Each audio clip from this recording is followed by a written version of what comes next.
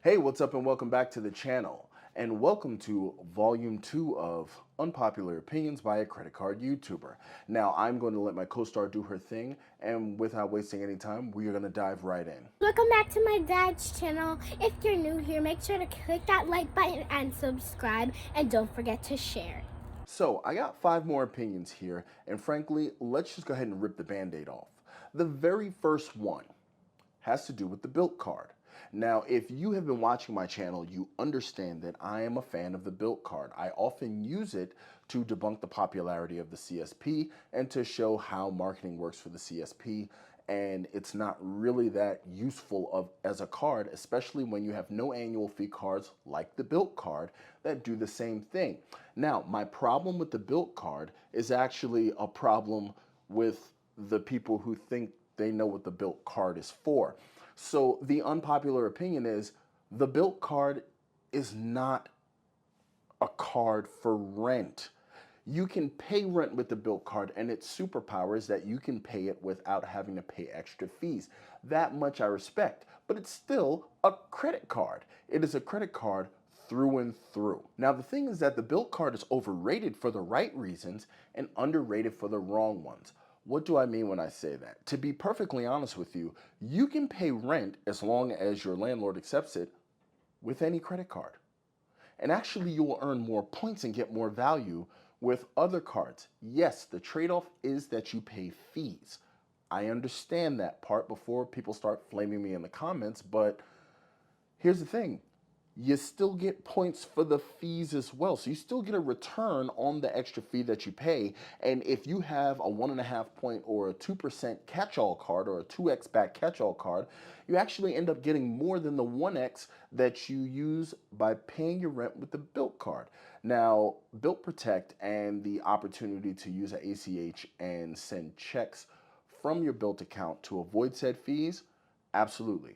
Okay, I get it. I can't take that away. But I've heard countless other creators, I've heard countless people, literally when they say rent, they think built card, which is fantastic marketing. But the numbers, well, they kind of tell a different story. So let's imagine we had a renter who was paying $2,500 a month in rent every month, every year. And they had a choice of 3 cards, the Capital One Venture X, the Amex Blue Business Plus, and the Built card. And these are the cards that they were going to use. Now we are going to go super off the rails and actually include a 10% fee for paying with credit cards if you don't have the Built card, because I just want this to be nice and extreme but fair at the same time. Now, with that being considered, using the Capital One Venture X and the Blue Business Plus, both of which are 2 point per dollar cards, actually you end up paying $33,000 a year in rent and you get 66,000 points. Now, the Capital One Venture X is 2 points per dollar. Visa Infinite, you have all of those benefits plus whatever credits you have. And the Blue Business Plus, you can actually get 2 points per dollar on all money spent up to $50,000 a year. So you got 66,000 points for each one of those cards. What do you get with the Built? 30,000 points. You get 1 point per dollar spent on rent, and you skirt fees. So there's a bit of opportunity cost there that you have to work out for your personal situation.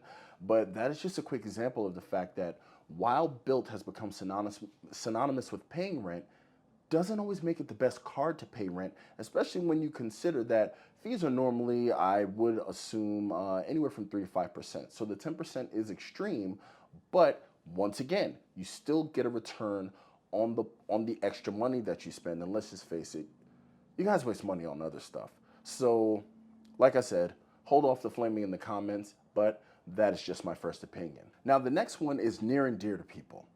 I'm sure you've watched plenty of videos and seen in plenty of communities and blog posts, pay your credit card bills on time and in full every month. To which I agree, in an optimal situation. But here's my unpopular opinion, and that being is that I take that sentence and I take that warning and I take it and I use it because I would pay interest 365 days a year because I cannot pay my credit card in full before I make a late payment. Now, this part is extremely important. Every situation is not optimal. Life happens. Sometimes It happens in a great way, and other times, literally, it happens to you from all angles, and you don't know which way is up. So the fact of the matter is there sometimes will be emergencies where you have to pay more than you have to cover. And I don't care how much it is. Please, please listen to your Uncle Chad. Come here, get close. Pay on time over everything else. Period, point blank. I don't care how many balances you carry. I will never judge you. Carry the balance, pay the interest. The interest is worth it because you do not want late payments sitting on your credit for, on average, 7 years. Literally, it's worse than breaking a mirror. This is verifiably 7 years of bad luck that will affect your car purchase power, your home ownership dreams. You do not want late payments on your credit report. Just carry the balance. So you're asking yourself, but what about my utilization? I can't charge more. I am not advocating for you to charge more than you have. What I am saying is if you have to choose, always pay your bills on time, even if you cannot pay them in full. The reason being is that FICO, who controls, that is the industry standard for home ownership, that's the credit that they run. You have your FICO 8 score, 9 score, FICO 10 score, car dealerships use it, credit card companies use it. 35% of that score is based on what? Your payment history. Because that's the thing that you are mostly responsible for. You have the most control over, and it shows your responsibility and your accountability. Utilization only counts for 30%. So even while those are the two biggest ones, the credit bureaus actually count your responsibility for paying your bill even more so than how much it is you charge. So I'm telling you, please, in optimal situations, pay it off in full and on time, but always prioritize paying on time because it's the most important thing. So that is the necessary thing of interest. Yeah, the banks make money, but if you're not learning from every penny of interest that you pay in life, then you really ought not to be in the credit game. All right, next up, and this may annoy some people. It is okay to start with annual fee credit cards. I hope I haven't said this before. I know I have said this before in previous videos, but the fact of the matter is everybody will tell you start with a no annual fee card, most likely a cashback card, see if you're built for this. No, I am all gas, no brakes, pedal to the wall. The fact is that if you start with a low annual fee card, if you get into the credit card game, it will quickly separate the men from the boys. Look, if you cannot use that annual fee to buy significant value, you will learn that very quickly. And I can tell you it will save you a lot of time from overcharging, leaning on credit cards that you do not understand how to get the value from because you got that $95 fee on over your head. Or even if you're feeling strong, start with a $395, start with a $150, a $250, a $300, a $695. It's up to you. You do not have to start with a no annual fee card. Is it advisable?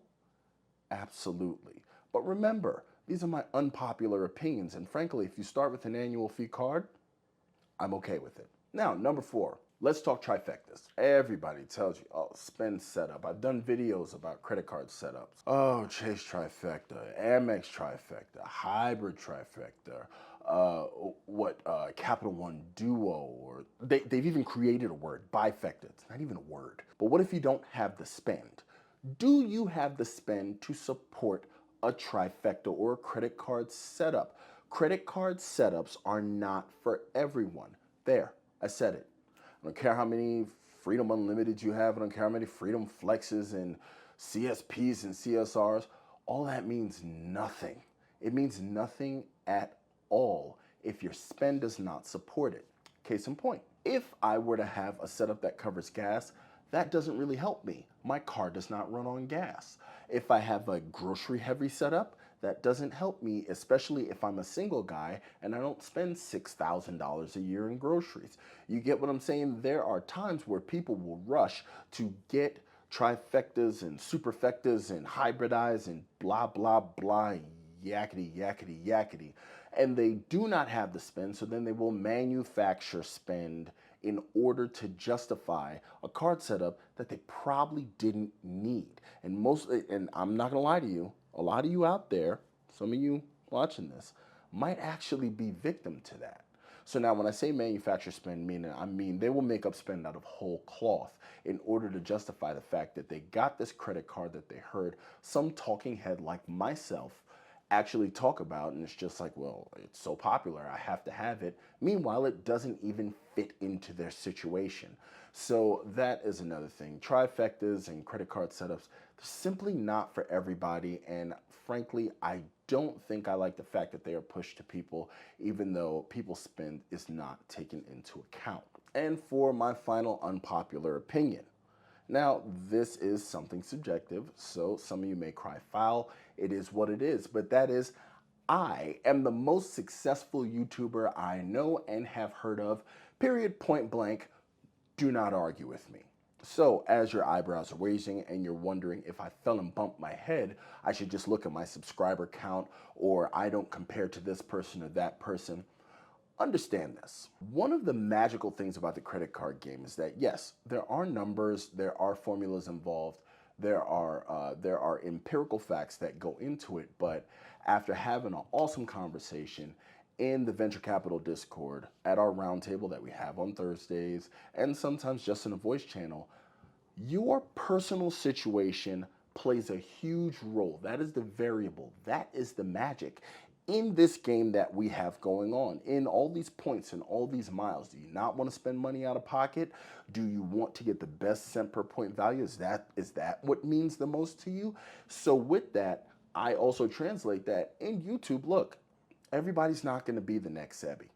Everybody's not going to be the next, what's that guy's name? Graham Stephan. Everybody's not going to be that next guy or the next Credit Shifu or the next Daniel Braun. No, everybody can't be the next one, and if you sit and you obsess, this thing ain't fun. I love what I do. This is fun for me, and frankly, having that perspective really lets me know that, as long as I'm reaching out and I'm getting to you guys, honestly, that's the success that I need.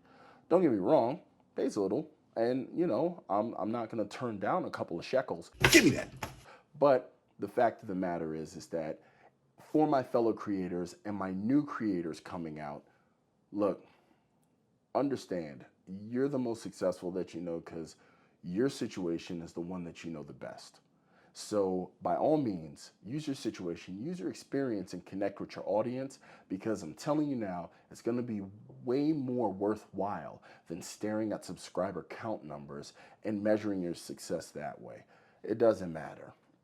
There are criminals that, are well known by a lot of people, but, well, they're still not great people. So, don't sweat it. Understand, I'm the most successful that I know. And the reason I'm the most successful that I know, the other reason, is you guys. All your engagement in the comments and all the fun that we have on the live streams, I highly, highly, highly appreciate it, and that is actually what bolsters this opinion that may or may not hit the mark. But those are some more unpopular opinions that I have, or ones that may raise an eyebrow. By all means, as always, I love the interaction. Please leave your comments in the comment section. I welcome them, and as always, I just want you to know that all of you are a milestone in my book, and I don't count my success by the people that I can reach, but I count it by the people I can help. And you guys help me all the time, and I'm just trying to repay that. I appreciate you. And before I forget, here's the pointy thing. Check out some videos. I'll put some ones that nobody really watches. We'll see if you guys watch them.